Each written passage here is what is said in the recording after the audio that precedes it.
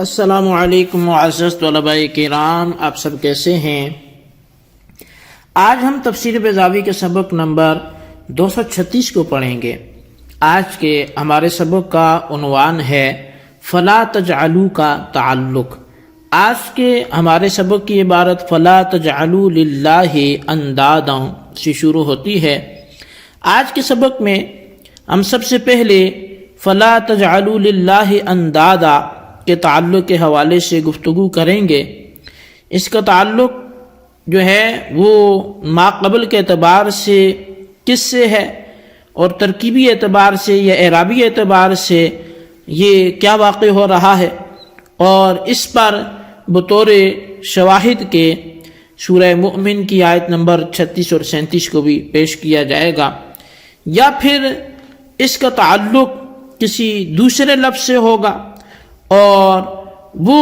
دوسرا لفظ جو ہے جملہ مستأنفہ کے طور پہ ہوگا، اور پھر اس میں کیا تعویل کرنی پڑے گی اور کیا بات کرنی پڑے گی، اور اس کی تعویل پر ہمارے پاس بطور اشارہ کنایہ کے کیا چیز دلالت کرنے والی ہوگی۔ یہی کچھ سوالات کے جوابات ہمیں آج کے سبق میں ملیں گے۔ جی آئیے ہم سب سے پہلے عبارت پڑھ کے اس کا ترجمہ کرتے ہیں، اس کے بعد اس کی وضاحت کی طرف بڑھیں گے۔ مصنف علیہ رحمہ لکھتے ہیں فلا تجعلوا للہ اندادا، تو پس تم اللہ کے ساتھ کسی کو شریک نہ بناؤ، کوئی اس کا ہم پلہ نہ بناؤ، ند نہ بناؤ۔ متعلق باعبدوا علی انہ نہی معطوف علیہ، کہتے ہیں اس عبارت کا اعبدوا سے تعلق ہے، یہ اس بنیاد پر کہ یہ نہی ہے، اور اعبدوا پر جو امر ہے یہ معطوف ہے، اس پر عطف کیا ہوا ہے۔ او نفی منصوب باضمار ان جواب لہ، یا پھر یہ اس بنا پر منصوب ہے کہ یہ نفی ہے، اور بتقدیر ان یہ امر کا جواب واقع ہو رہا ہے۔ او بلعل علی ان نصب تجعلوا نصب فاطلع فی قوله تعالی لعلی ابلغ الاسباب اسباب السماوات فاطلع الحاقا لها بالاشیاء الستة لاشتراکها فی انها غیر موجبات، یا پھر فرمایا کہ اس کا تعلق لعل سے ہے، اور اس بنیاد پر کہ تجعلوا کا نصب وہ ہے جو فاطلع کا ہے، اللہ تعالیٰ کے اس فرمان میں کہ لعلی ابلغ الاسباب اسباب السماوات فاطلع میں، اور یہ نصب لعل کو لاحق کر دینے کی وجہ سے ہے اشیاء ستہ کے ساتھ، یعنی 6 چیزوں کے ساتھ، کیونکہ لعل غیر موجب ہونے میں ان 6 چیزوں کا شریک ہے۔ والمعنی ان تتقوا فلا تجعلوا للہ اندادا، اور پھر مطلب یہ ہوگا کہ اگر تم ڈرتے ہو، اللہ سے خوف رکھتے ہو، تو پھر اس کا کسی کو شریک بھی نہ ٹھہراؤ۔ والفاء للسببیت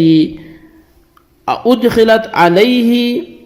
لتضمن المبتدأ معنی الشرط،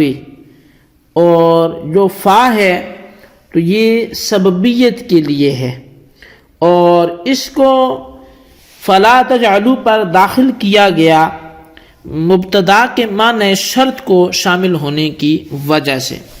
والمعنى ان من خصكم بهذه النعم الجسام والآيات العظام ينبغي الا يشرك به، اور پھر مطلب اس کا یہ ہوگا کہ جس ذات نے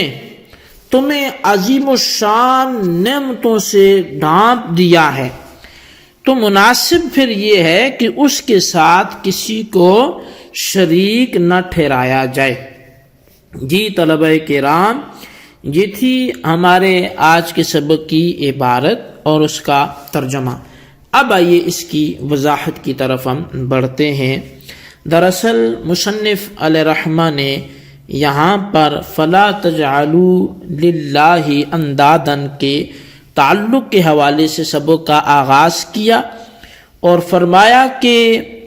یہ اعبدو سے متعلق ہو سکتا ہے، اور یہاں پر اس میں جو بات ہوگی وہ اس حوالے سے ہوگی کہ اعبدو سے اس کا جو تعلق ہوگا تو وہ تعلق کس اعتبار سے ہوگا؟ کہتے ہیں اس اعتبار سے کہ یہ نہی ہے اور اعبدو امر ہے، وہاں پر عبادت کے کرنے کا حکم دیا گیا ہے اور یہاں پر شریک نہ کرنے کا حکم دیا گیا ہے، تو دونوں میں الگ الگ گویا کے حکم موجود ہیں، ایک میں امر ہے دوسرے میں نہی ہے، تو لہٰذا ان کو ایک دوسرے پر عطف کر دیا گیا، معطوف کر دیا گیا۔ یا پھر فرمایا کہ یہاں پہ ان کو آپ مقدر مانیں اور یہ نفی منصوب ہو جواب امر بننے کی وجہ سے،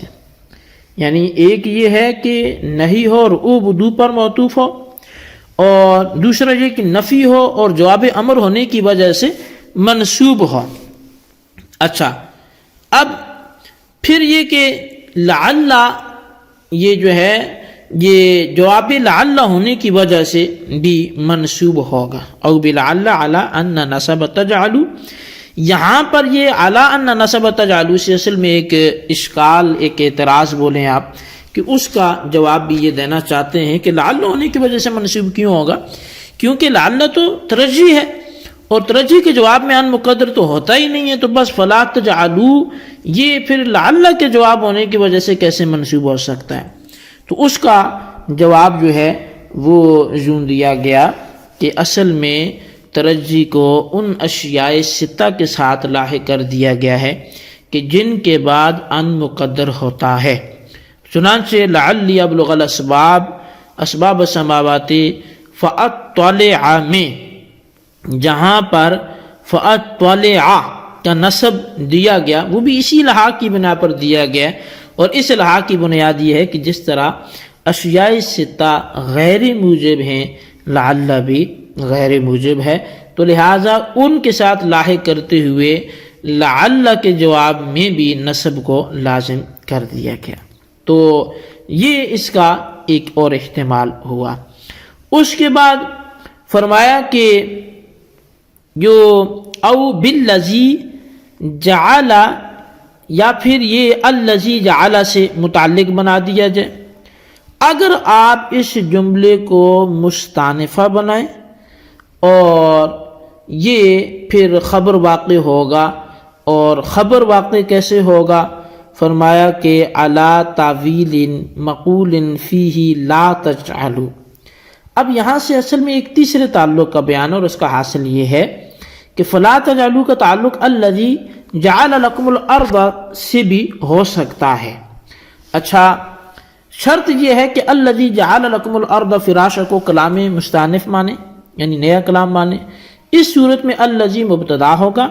اور فلا تجعلوا اس کی خبر ہوگا، اور لا تجعلوا پر داخل ہونے والی فا وہ برائے سببیت ہے جو الذی کے شرط کے معنی پر مشتمل ہونے کی وجہ سے خبر پر